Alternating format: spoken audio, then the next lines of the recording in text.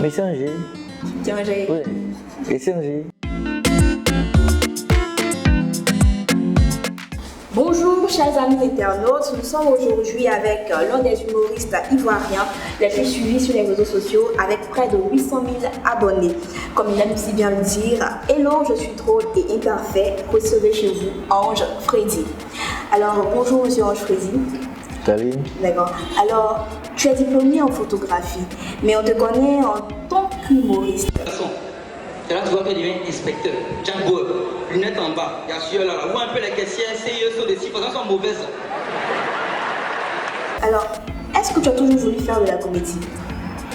Non, non. C'était pas pur ennui. Chaque fois que je dis ça, c'était pas pur ennui parce que c'était pendant les études en photographie numérique en Tunisie. Et puis, bon, j'étais seul là-bas, donc je m'ennuyais vraiment. Et puis il y a eu l'apparition de Vine, Vine.ci, on fait des coups de vidéo de 6 secondes, tout ça. Donc c'est à force de cadrer, de filmer les vidéos de mes amis qui eux faisaient déjà de la comédie que j'ai commencé à aimer en fait cette passion. Sinon avant je faisais du théâtre à l'église mais c'était vite fait. Mais sinon je ne pensais jamais à faire la comédie. Donc, ceux qui me connaissent réellement savent que j'étais plutôt dans mon coin en fait, j'étais plutôt timide à la base. Donc voilà. Et si tu n'étais pas comédien, comment tu voulais faire un autre métier? Docteur, pilote, danseur? Ouais, c'est pas, peut-être je suis photographe juste. Juste photographe. Ouais. D'accord. Alors la question à 1000 euros. Te vois-tu plutôt comme un comédien ou plutôt comme un humoriste? La question à combien? 1000 euros. 1000 euros. Ah, c'est qu'elle prend les 2000 euros, vous sur les deux. Ah bon? Ouais, les deux. Comédien et humoriste, oui. Yo mon petit, tu as tellement un gros ventre que quand tu vas avec ta maman à l'hôpital, c'est toi que la sage-femme veut consulter. Ok. Tu es mon vieux père, pourtant c'est toi qui es toujours puceau. Quand on va en bas de nous deux là, moi on me laisse entrer dans tes blocs parce qu'on dit toi t'es trop petit. Le père il fait chaud, il fait chaud ici. Faut plus venir me chez nous, maman c'est plein. D'ailleurs même à venir faire cette vidéo là, c'est moi qui ai payé ton transport à l'île, non? Si tu fais là, il paye pas ton retour. Ah le père, dans ta pas transport retour. Petit tête toi, c'est une affaire sérieuse. Là, ça toi, il n'y a pas ça. Aïe. Allô? Oui, ah ok, merci. On dit ton maître de maison t'attend. Non, le père, moi paye ton transport. Moi paye ton transport. Le père, tu peux venir chez moi. Oublie qu'on doit faire un chap aujourd'hui. Le père, faut te prendre au sérieux. D'accord. Alors, tu es lauréat du prix Jeune Talent aux Aticom Awards 2019, parrainé par Canal+, et aujourd'hui, tu fais partie des nominés pour le prix RFI Talent du Rire 2019 dans la catégorie Jeune humoriste sur scène, et tu es le seul représentant de la Côte d'Ivoire. Qu'est-ce que ça te fait de savoir que, en plus d'avoir du talent, tu es reconnu? Mais c'est un G. C'est un G. Oui, et c'est un G, c'est tout. Je suis content, non mais c'est super top parce que bon, je suis le seul qui représente la Côte d'Ivoire cette année-là. Parce que l'année passée, c'est je pense que les Indiens de là qui ont gagné. C'était les seuls Ivoiriens aussi, c'est eux qui ont gagné. Donc cette année encore, bon, je suis le seul Ivoirien, donc je suis content. Et puis fier qu'on reconnaisse mon art. Donc voilà. C'est la Côte d'Ivoire qui gagne. C'est ça. Donc, on va savoir aussi comment procèdes-tu pour écrire tes sketchs? Si ce sont des vidéos Vine comme les petites vidéos de 1 minute, les petites capsules comme sur Instagram, Facebook, Twitter, là c'est vraiment sur l'inspiration. Donc en fonction de l'inspiration, je vois avec qui je vais tourner, où on va tourner, tout ça, on essaie de rentrer vraiment dans l'élément de l'inspiration. Maintenant quand ce sont des courts-métrages ou des projets bien plus sérieux ou des vidéos pubs, bon là c'est l'équipe entière, on pense au scénario, on fait le casting, on pense à qui va être rémunéré ou pas, le repérage, tout ça. Donc ça dépend vraiment. Quand c'est un petit projet, c'est l'inspiration vite fait. Donc chacun donne son idée, un manager ou bien le cadreur, tout ça. Mais quand c'est des courts-métrages ou des projets bien plus sérieux, on écrit du début à la fin.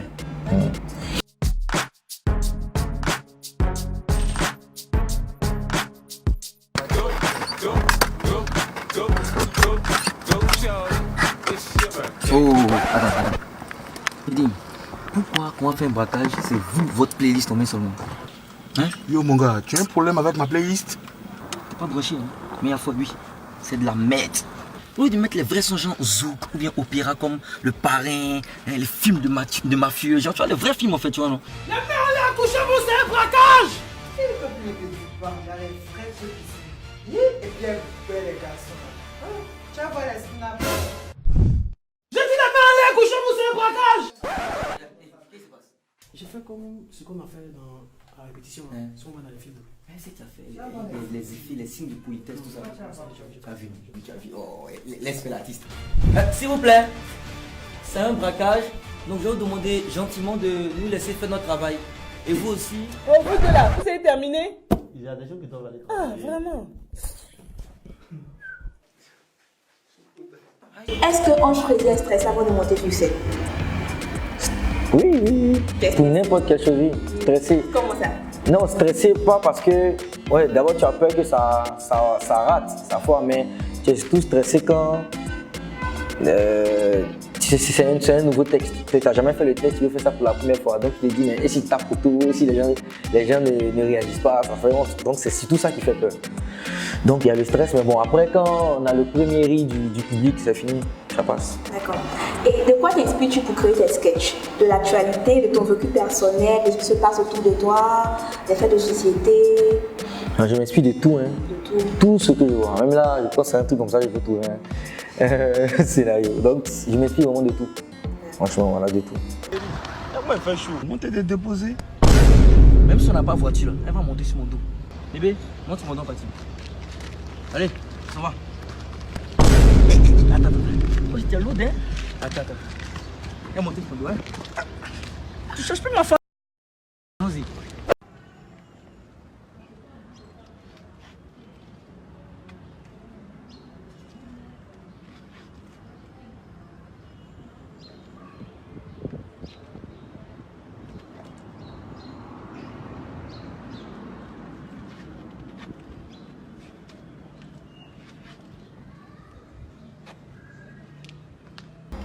Alors, cite-nous 2 ou 3 humoristes qui t'ont donné envie d'embrasser ce métier.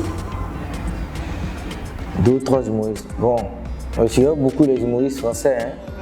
Maintenant, les humoristes ivoiriens, tous les devanciers, eux, c'est tous mes vieux pères en fait. Donc, eux, ils m'expliquent depuis le début avec Bonjour. Maintenant, aux États-Unis, c'est Kevin Hart. Voilà, lui, c'est. Et sur la scène et en dehors, lui-même en fait. Et puis en France, il y a la scène, il y a Jamel Debbouze. Maintenant, si c'est en vidéo, il y a Mister V, il y a Norman, il y a Cyprien, c'est toute la crème. Et en Côte d'Ivoire, on peut avoir quelques noms? Magnifique, Ramatoulaye, Go Michel, voilà. Et côté femme? Côté Claudia Tagbou, c'est en France et tout. D'accord. D'accord. Alors, est-ce que la célébrité a changé quelque chose en toi ou l'approche des autres envers toi? Je suis célèbre. Ah, oui. Ah, oui. Ils vont blaguer. Non, est-ce que ça a changé quoi? Ça a changé quelque chose? Bon, est-ce que les gens ont peur de t'approcher ou bien toi-même? Non, tu sais, comme je suis humoriste. Donc, en général, même, c'est l'humoriste même qui doit faire en sorte. Je sais pas comment expliquer. Tu sais, il y a des noms, j'ai pas envie de dire, mais il y a des noms d'humoristes, quand tu dis le nom, le gars rit automatiquement. Limite, même il se moque presque. Donc, quand il le voit dans la rue, il ne reste pas. Tu vois, genre, c'est pas lui qui est bête là. Il a une façon de faire. Tu vois, c'est comme ça en fait qu'on fait en Afrique. Mais par ta façon de faire, les gens vont soit venir t'approcher avec respect ou bien avec humour. Mais sinon, en tant qu'humoriste, on doit être proche de tout le monde. Donc, déjà, même à la base, on est vraiment déjà fun quoi. En fait. Donc, il n'y a pas de. C'est pas difficile en fait, c'est pas difficile d'approche en tout cas. Ça. Mais c'est les gens de l'équipe qui sont très très méchants. Alors, raconte-nous une expérience ou anecdote t'ayant marqué dans l'exercice de ton métier. De quoi positif? Bon, peu importe. Parlement du riz. Ma première participation, Parlement du riz. Hein, et il y a un proverbe chinois qui dit, parce que j'étais en Chine pour des vacances présidentielles. Oh, les jaloux là, regardez. Donc, j'étais en Chine et il y a un proverbe qui dit, et je cite, Choni onini, et bojawako, bobo abedja.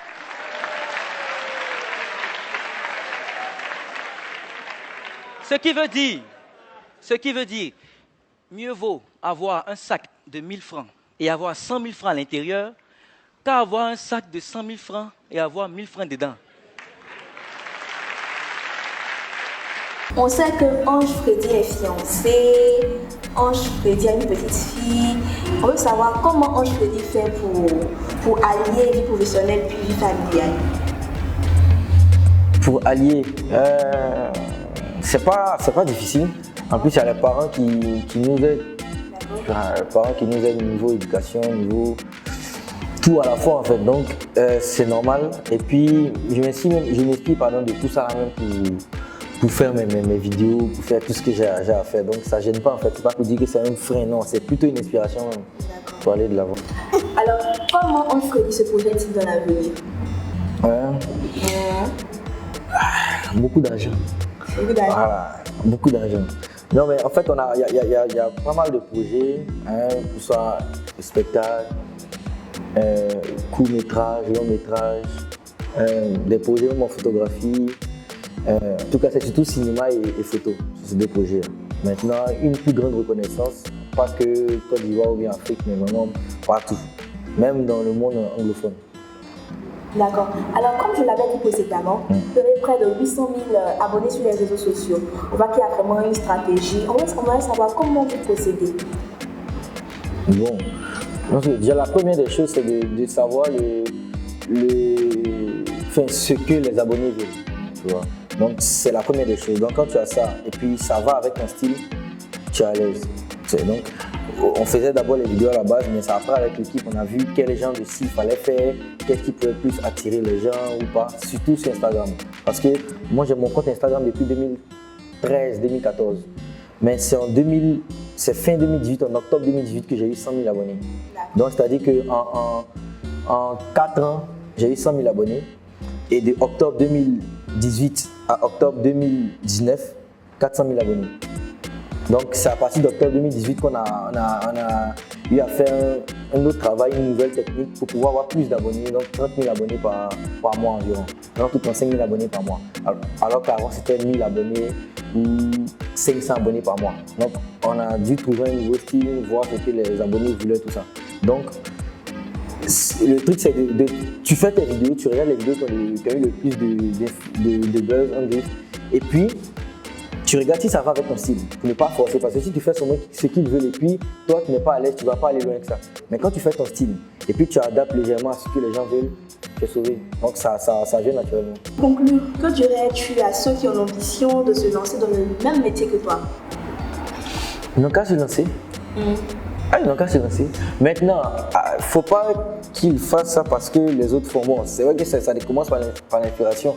Mais si gens ils veulent faire parce qu'ils se disent par exemple tel a une voiture, ou tel a l'argent, donc c'est juste pour ça qu'il veut faire ce métier-là. C'est pas sûr qu'il aille loin parce que dès qu'il y aura un premier souci, il va arrêter. Alors que ce qu'on fait, on doit toujours montrer le bon côté sur Internet. Donc même il y a des fois que ça ne va pas, personne ne saura en fait, parce qu'on montre que le bon côté. Donc il faut vraiment que la personne soit passionnée. C'est l'inspiration. Donc la personne a vu quelqu'un pour commencer à faire, mais à un moment, toi, tu dois être passionné pour rester dedans. Sinon, tu ne vas même pas tenir 2-3 mois. Hello les amis, c'est Ange Freddy. Je vous invite à suivre la chaîne Farafi TV et la page My Place Event. Alors c'est ici qu'on fait cette interview. Merci de nous avoir suivis. Nous étions avec Ange Freddy. Restez branchés sur Farafi TV, la chaîne qui révèle les jeunes talents.